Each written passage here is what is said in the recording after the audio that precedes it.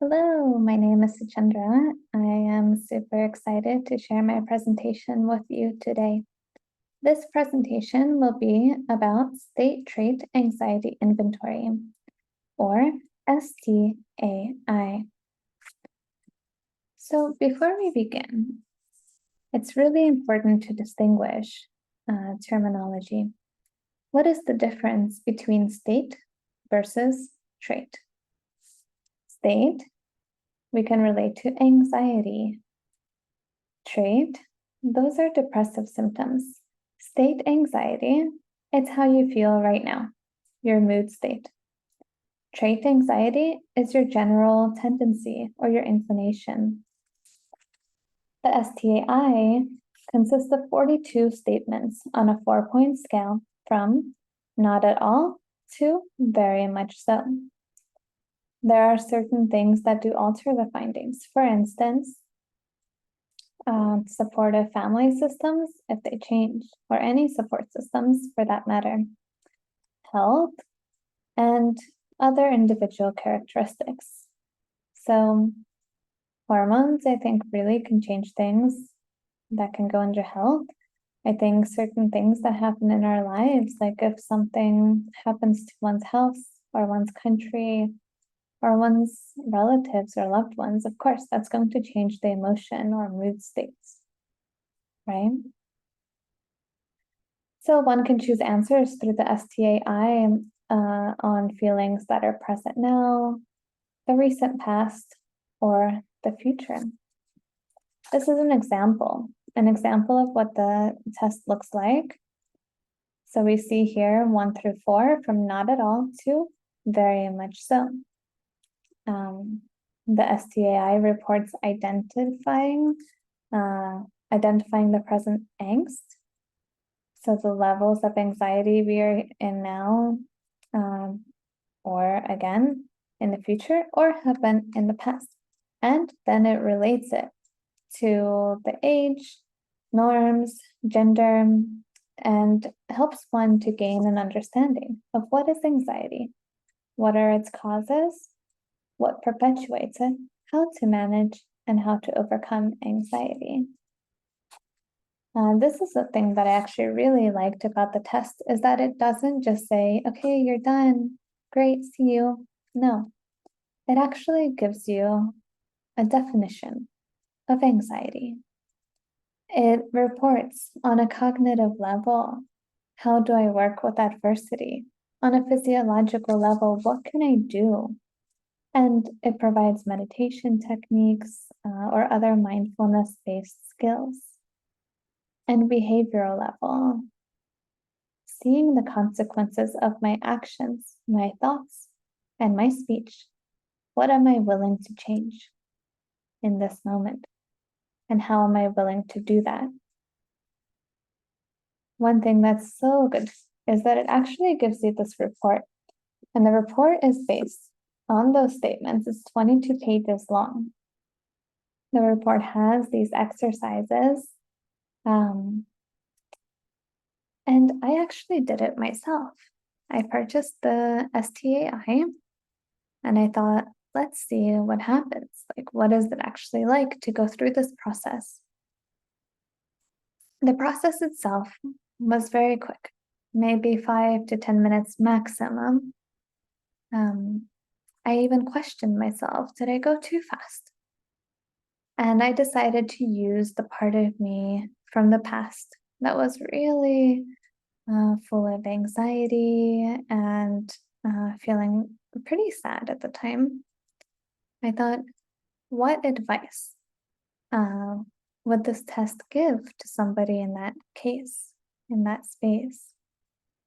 And I'm not sure if it's going to be very clear on the screen, but we can see. Okay. Maybe not so clear. Okay, I'm just going to go through it then. It goes through the introduction. It tells what is the report aiming to do. So it says it aims to help identify your current anxiety levels relative to age, gender, appropriate norms, understand what anxiety is, its causes, what keeps it going, and it helps you understand, manage, and overcome your anxiety.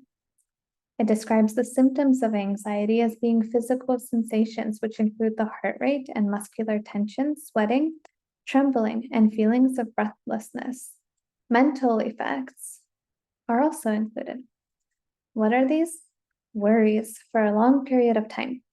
Worrying that feels so out of control, worrying about multiple issues at once, worrying about things that just jump from one thing to another. So those thoughts that are jumpy and stem from an imbalance from the nervous system.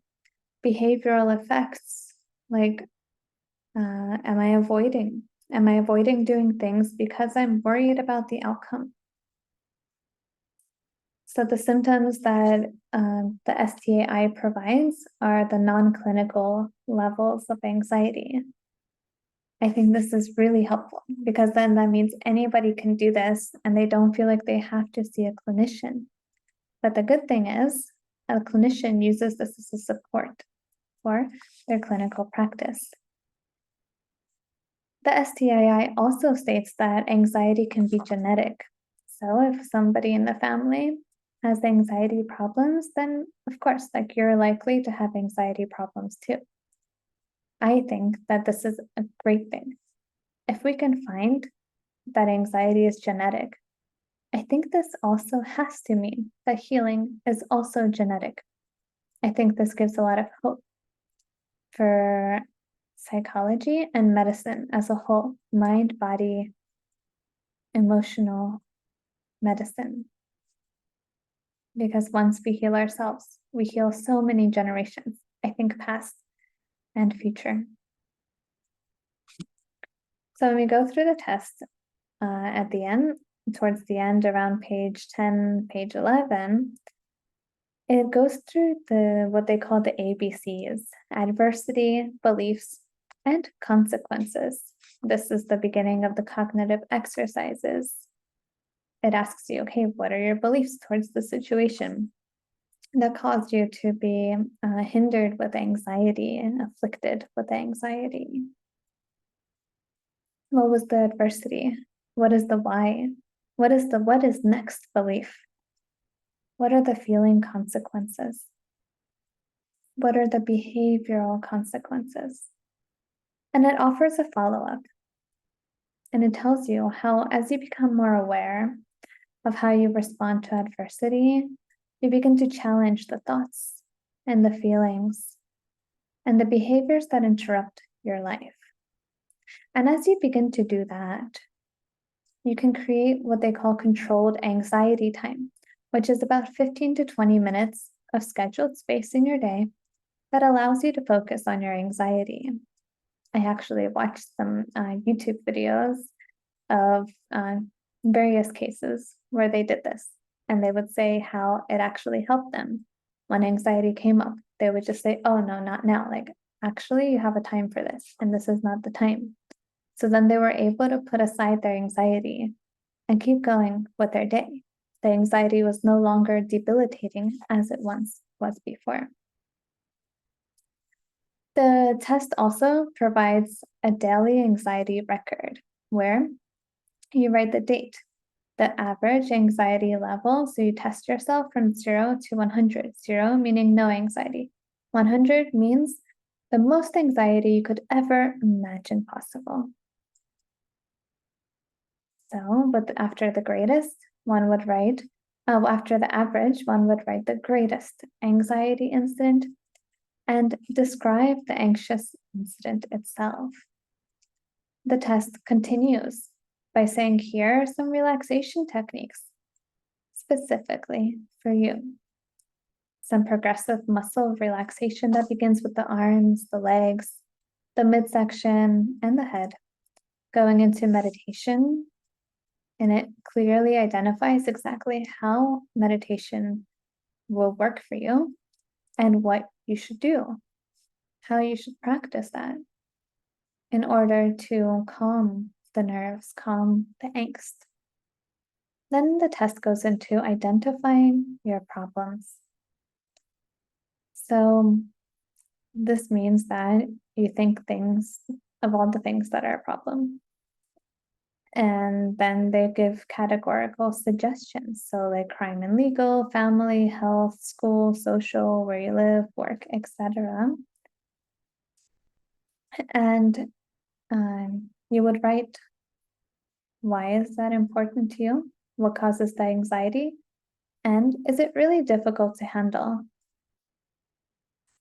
After writing the problems, you would sort them into what's important and controllable, what's important and uncontrollable, what's uncontrollable and unimportant, and what's unimportant and controllable. And then it defines, okay, for these categories, here's exactly what you can do about that. And it offers those suggestions of how you can reduce your anxiety. So I think that the whole purpose of the state trait anxiety inventory is actually that once one has the knowledge and awareness of what anxiety is, not in the general eye only, but also what it is to your experience, to one's experience, then they can make a change, a shift. So this can be used by the clinician in a group with individuals. And as I said before, as a clinical support for clinical practice. Now, I want to say these are the references I used, and one critique that I have, two critiques that I have about this test is that the age gaps are so wide. Like from 19 to 29 years old, about 10-year gap difference in their measurements. I personally think that a lot of maturity levels, the maturity levels are very different between 19 and 29. When I look at myself at 19, 28, 29, such a different person. And I would wonder, is it different for you too? Does that really measure anxiety accurately? Like, what are they doing with our ages for their own research after taking this test? That's something that's not stated. It just says, oh, if you buy this test, here's what it's going to show, which I already described here for you. And here's how it's going to help. But how are they going to use our information? What future research is going to be done? I wonder that. And how they came up with those age gaps. And I think also for future anticipation of anxiety, that itself is a form of anxiety. If we're spending this money, for example, or this time, even more valuable, to fill out this form, to have some idea, and it's all focusing on the future, well, that's anxiety right there, like 100%. And the form itself doesn't say, are you going to focus on the past, present, or future?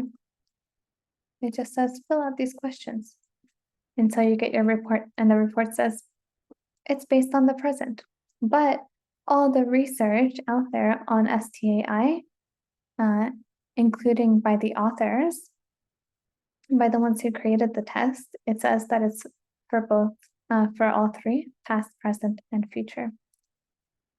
So I think could be more clarity with that. So that concludes STAI, State Trait Anxiety Inventory. I would love to hear any questions, thoughts, or feedback that you may have. The YouTube video that I have in the references, it's actually really good. I highly recommend watching the presentation through an applied psychology perspective.